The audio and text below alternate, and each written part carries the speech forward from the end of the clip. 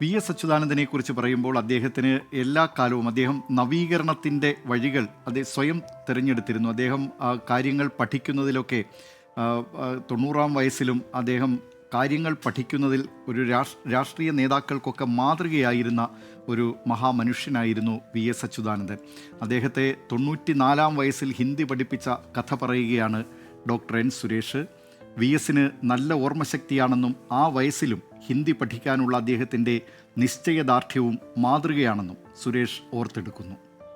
അദ്ദേഹം നല്ല ഒരു വിദ്യാർത്ഥിയായിരുന്നു. അത് ഏത് കാലത്താണ് വി.എസ്. 2015-16 കാലഘട്ടത്തിൽ അദ്ദേഹത്തിൻ്റെ ഇവിടെ പ്രതിപക്ഷ നേതാവിൻ്റെ കണ്ടോൺമെൻറ്റ് ഹൗസിലും അത് കഴിഞ്ഞ് അദ്ദേഹം ഭരണപരിഷ്കാര കമ്മീഷന്റെ ചെയർമാനായിരുന്നപ്പോൾ കവടിയാർ ഹൗസിലും.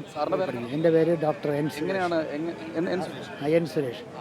അദ്ദേഹത്തിന് ഹിന്ദി പഠിക്കണമെന്ന് തോന്നിയപ്പോൾ അദ്ദേഹം ആളുകളെ കൊണ്ട് യൂണിവേഴ്സിറ്റിയിലൊക്കെ അന്വേഷിച്ച് അങ്ങനെ നമ്മുടെ ഒരു ഇദ്ദേഹം ഉണ്ടായിരുന്നു. നമ്മുടെ യൂണിവേഴ്സിറ്റിയിൽ നിന്ന് പോയിട്ടുള്ള ഗവർണറുടെയൊക്കെ എന്താണ് പ്രസ് സെക്രട്ടറിയൊക്കെ ആയിട്ടിരുന്നാൽ അപ്പോൾ അവർ വഴി എന്നെ കോണ്ടാക്ട് ചെയ്തു.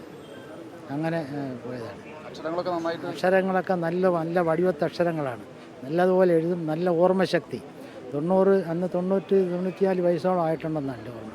ആ പ്രായത്തിൽ നമുക്ക് അതിശയിപ്പിക്കുന്ന രീതിയിലുള്ള അദ്ദേഹത്തിൻ്റെ ഓർമ്മശക്തി. തലേന്ന് ദിവസം പഠിപ്പിച്ച പാഠങ്ങളൊക്കെ വളരെ ഓർമ്മയോടുകൂടി അദ്ദേഹം നമ്മൾ പറഞ്ഞ് കേൾപ്പിക്കുമായിരുന്നു. സംശയങ്ങൾ ചോദിക്കുമായിരുന്നു. ഹിന്ദിയിൽ സംസാരിക്കാനുള്ള ഭയങ്കര അഭിവാഞ്ചയായിരുന്നു.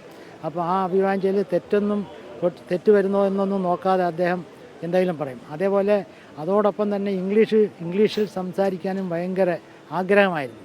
ഇടയ്ക്കിടയ്ക്ക് ഇംഗ്ലീഷ് പറയും. ഇംഗ്ലീഷ് പറഞ്ഞാൽ മനസ്സിലാവും. ഹിന്ദി പറഞ്ഞാൽ നല്ലപോലെ മനസ്സിലാവും. പക്ഷേ സംസാരിക്കാനുള്ള അല്പം ബുദ്ധിമുട്ടുകളുണ്ടെങ്കിലും ഒരുവിധം ഈ 2 വർഷത്തിനിടയ്ക്ക് അദ്ദേഹം നല്ലപോലെ ഹിന്ദി സംസാരിക്കാനുള്ള കഴിവ് നേടി എന്നാണ് എൻ്റെ ഒരു അഭിപ്രായം. പിന്നെ